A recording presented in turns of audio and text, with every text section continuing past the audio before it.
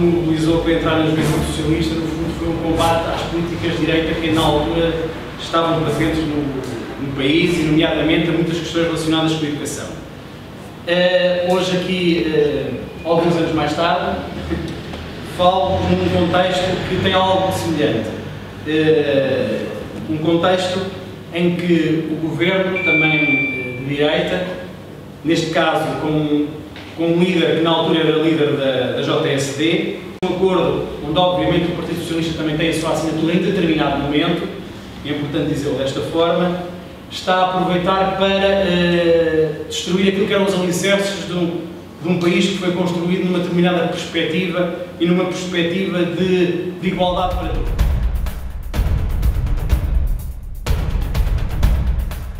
Eu queria felicitar-vos a todos por hoje fazerem aqui este fórum de discussão política, este fórum de juventude. E, mais do que nunca, estes fóruns de discussão são importantes. O Partido Socialista e a Juventude Socialista, por maioria de razão, sempre foram organizações que discutiram e refletiram política, que discutiram e refletiram alternativas e soluções políticas para o país. E estamos num dos momentos mais importantes da nossa história, num dos momentos mais importantes da nossa história democrática e em que a encruzilhada que se nos depara é absolutamente decisiva em relação ao futuro que teremos para as futuras gerações.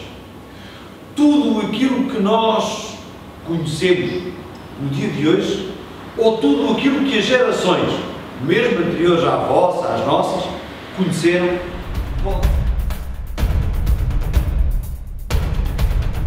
as potencialidades de financiamento que a Casa tem, uma Casa da Juventude, à séria, com várias associações a participar. E eu dou-te um exemplo claro, que é a ESEC, Erasmus Student Network, movimentam milhares de pessoas que interessam. Uma coisa, como é que ela começou? Na sua gênese, todas estas estruturas vão precisar de subsídio para começar, pois como é óbvio, a criação de protocolos, de acordos, tendo as associações envolvidas, empresários envolvidos, indo buscando fundos europeus, porque existem fundos europeus.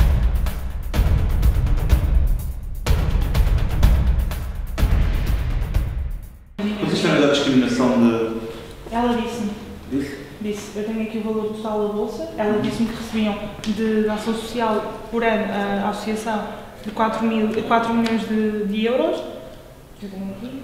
Pronto, os apoios indiretos que existem na faculdade, na pública, são relativamente à alimentação. Eu não sabia, mas há apoio à infância, quem tem filhos. As lavandarias, que neste ponto estão um bocadinho paradas, os serviços médicos são gratuitos para os bolseiros e depois o pagamento é muito significativo para quem não.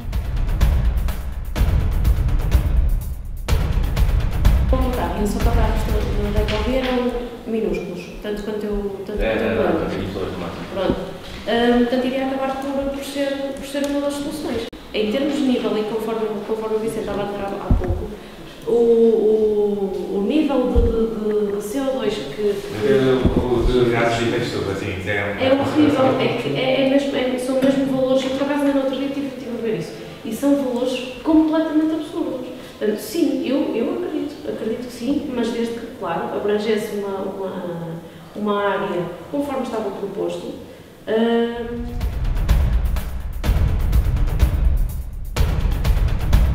Há cerca de 6 meses, a JS Coimbra, numa postura construtiva de quem não se esgota na crítica vazia e mesurada, sugeriu em conferência de imprensa ao Executivo que, perante este quadro social em agravamento, procedesse à criação de mais um serviço de cantina comunitária, mas através de um conceito inovador de restaurante low cost.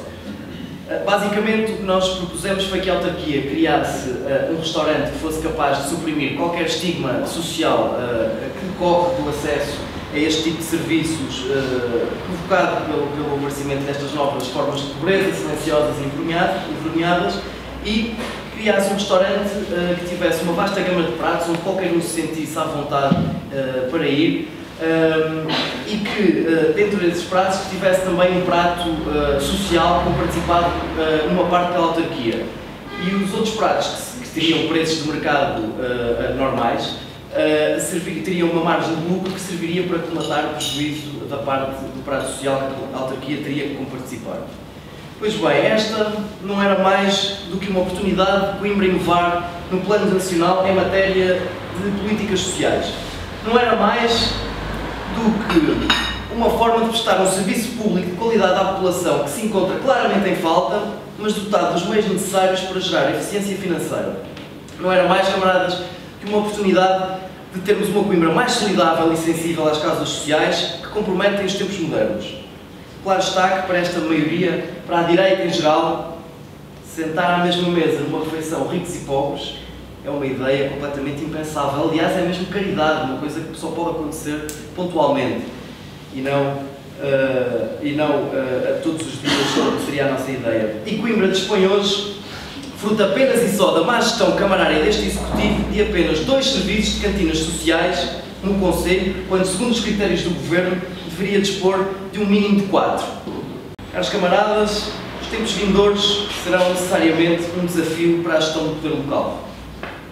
O Governo autárquico terá que, muito rapidamente, se adaptar a novas realidades e novas formas de governança das autarquias.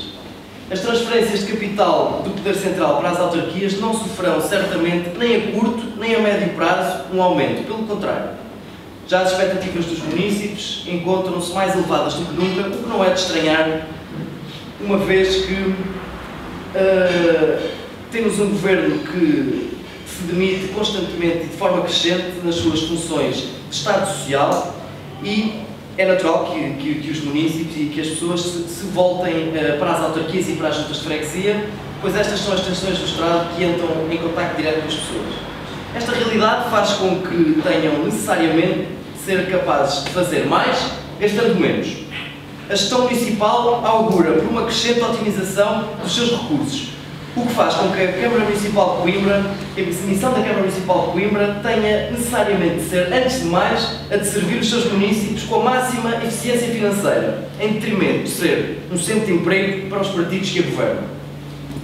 Coimbra vive hoje, à semelhança do resto do país, mas com especial distinção, tempos que ficarão marcados nos autos da história desta cidade como tempos de escuridão. Os tempos da Coimbra B. Uma Coimbra gasta, usada, aliás, o próprio nome disto tudo e a estação é sintomática disso próprio, uma Coimbra quase de terceiro mundo. Assistiu-se no último decénio nesta cidade, pela primeira vez em 100 anos, a um decréscimo de população. Este Executivo, com vista a abrir as portas da cidade para a modernidade do século XXI, fomentou a criação de shoppings, os melhores shoppings do mundo, arrasando assim o comércio tradicional. E como se isso não bastasse, o aparecimento da crise financeira e das políticas de austeridade marcaram o início do fim para os comerciantes da Baixa e todos os dias há um novo estabelecimento que abre falência.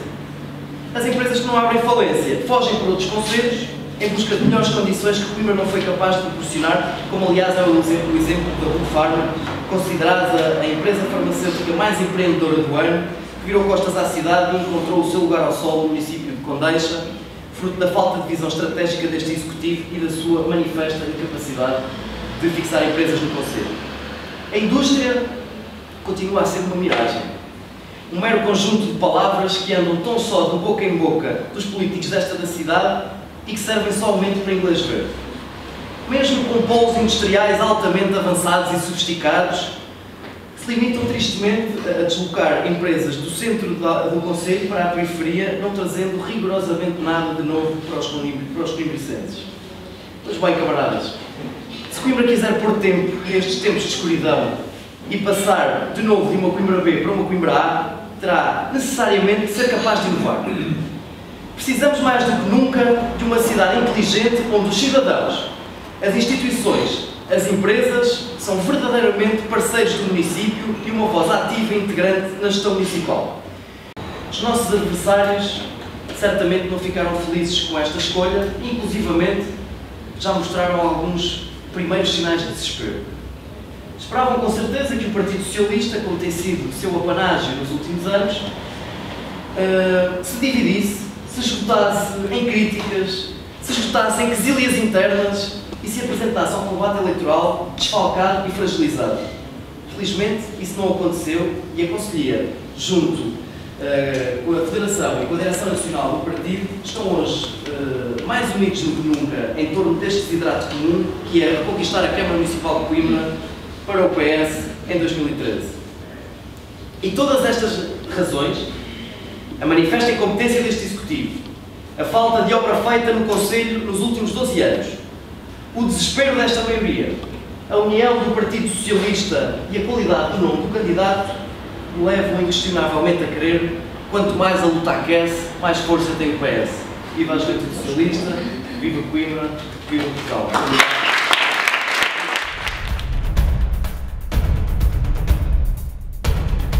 Orçamentos do Estado, a qualquer nível, empresarial, administração central, administração local, não tenham saldos positivos com regularidade. Não há nenhuma razão para que os gestores públicos vivam sempre acima das suas possibilidades, embora esta frase esteja claramente desgastada, mas é uma realidade. Uma coisa é de vez em quando ter déficits, uma coisa é dizer, como o Partido Comunista disse nessa Assembleia Municipal, que não queria aprovar o orçamento, dizia que não era vocação do Estado, mas há lucro, e aí o Dr. Manuel Machado disse: o lucro é reinvestido nos SEMASC para fazer mais obra, e, portanto foi por unanimidade. Outra coisa é dizer que o Estado nunca pode ter saldos positivos. Nunca ter saldos positivos significa endividamento crescente. Não há outra solução. É assim e estamos no problema que estamos por causa disto. É claro que estas pessoas com quem tive a sorte de trabalhar foram pessoas que me honraram com a sua dedicação, generosidade e competência.